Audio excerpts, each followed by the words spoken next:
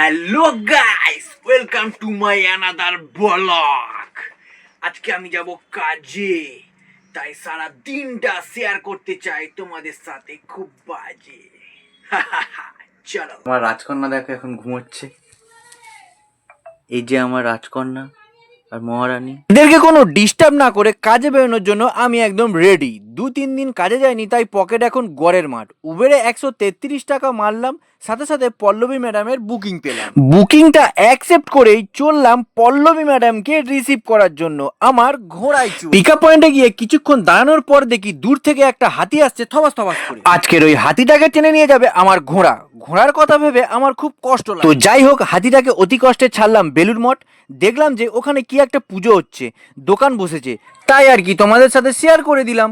তারপর আমার ঘোড়ার খিদে মেটালাম, ঘোড়াকে খাইয়ে সোজা চলে এলাম নিউ টাউন। একটা ভদ্রমহিলাকে তুললাম, তিনি খুব এমার্জেন্সিতে ছিলেন, তো তাকে নামিয়েই আমি ভিডিও। দোকান থেকে একটু টিফিন করে বেরিয়ে পড়লাম পাইকপাড়া। এইভাবে অনেক অর্ডার মারার পর এবার যাব বাড়ির দিকে ভাড়া ধরতে চাইছি, কিন্তু আমি পেলাম না, তাই চললাম গাড়ি। এখানে এসে ভাড়া পেলাম পাপা কিপারি, তাই আমি একে নিয়ে যাব বাড়ি। বাড়িতে এসে এত জোরে খিদে পেয়ে গেছে, তাই আমি স্নান না করেই কিন্তু খেতে বসে আবার গোপাল বার না হলে হয়। তারপর স্নান করে রেস্ট নিয়ে বিকেলে বেরোলাম চা খেতে। হঠাৎ আমার ঘোড়ার চেন পড়ে গেল, তাই ঘোড়া ঠেলতে ঠেলতে নিয়ে গেলাম ডাক্তারের কাছে। ডাক্তার বাবু 1 ঘন্টা পরে ঘোড়াকে আধা ঘন্টা ধরে ঘোড়া ঠিক করে চা দোকানে এসে চা খেয়ে অবশেষে চলে এলাম বাড়ি। রাত্রে মুড়ি খেতে খেতে আজকের মিনি ব্লগটা এখানেই শেষ করছি। আমি একটা ছোট্ট ক্রিয়েটার, প্লিজ চ্যানেলটাকে সাবস্ক্রাইব করে আমার পাশে থেকো। টাটা।